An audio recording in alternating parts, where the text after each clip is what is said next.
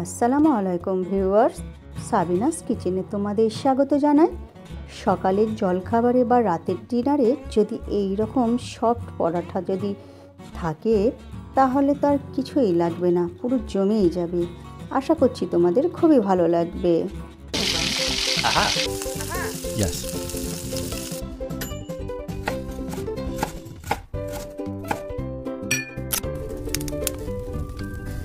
Wow!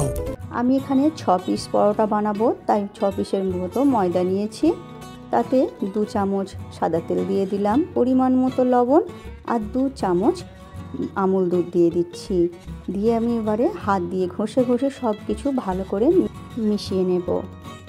ভালো করে মেশানো হয়ে গেলে এখানে আমি ফুটন্ত গরম পানি দিয়ে এবারে ময়দাটা মেখে নিচ্ছি।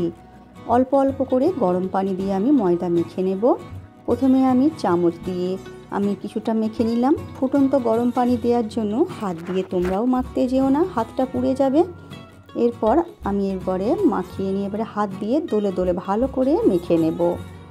মেখে নিয়ে এরপরে আমি রেস্টে রেখে দেব 15 মিনিটের জন্য। আবার আমি যখন পরোটাটা বানাবো তখন আবার আমি হাত দিয়ে দোলে দোলে মেখে নেব। দেখো কতটা সফট হয়ে গেছে ময়দার ডোটা।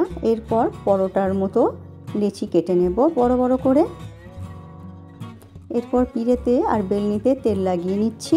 নিয়ে একটা লেচি নিয়ে এরপরে আমি বেলে নেব। বেলে নিচ্ছি একটু পাতলা করে। নিয়ে এরপর একটা ছুরি দিয়ে এইভাবে মাঝখান দিয়ে কেটে দিচ্ছি। এরপর তেল লাগানোটা আমি দেখানো হয়নি, ওরা তোমরা অ্যাডজাস্ট করে নিও। রুটির মধ্যে ভালো করে একটু সাদা তেল লাগিয়ে নিয়ে এভাবে কেটে নিয়ে এবার এইভাবে মুড়ে তোমরা ভাঁজ করে নিও। নিয়ে এরপরে চেপে এরপর আবার তেল লাগিয়ে আমি একেবারে ঘুরিয়ে ঘুরিয়ে সব দিক একেবারে রুটির মতো পাতলা করে বেলে নেব। যে কোনো পরোটা পাতলা করে বেললেই খেতে খুব ভালো লাগে, মোটা পরোটা খেতে ভালো লাগে না। দেখো আমি সব দিক ঘুরিয়ে ঘুরিয়ে রুটির মতো একেবারে পাতলা করে পরোটা বেলে নিয়েছি। এরপর একটি ফ্রাই প্যানে দিয়ে এক পিঠ হয়ে গেলে উল্টে দেবো আর এক পিঠ দিয়ে এরপরে 2 পিঠ ঘুরিয়ে ঘুরিয়ে 2 পিঠ ভালো করে আমি সেঁকে নিচ্ছি।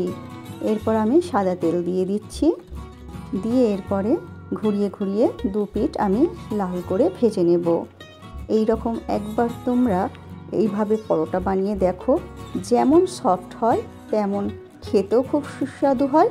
আর এটা তোমরা যদি কিছুক্ষণ রেখেও দাও তার পরের দিন পর্যন্ত একেবারে নরম থাকবে।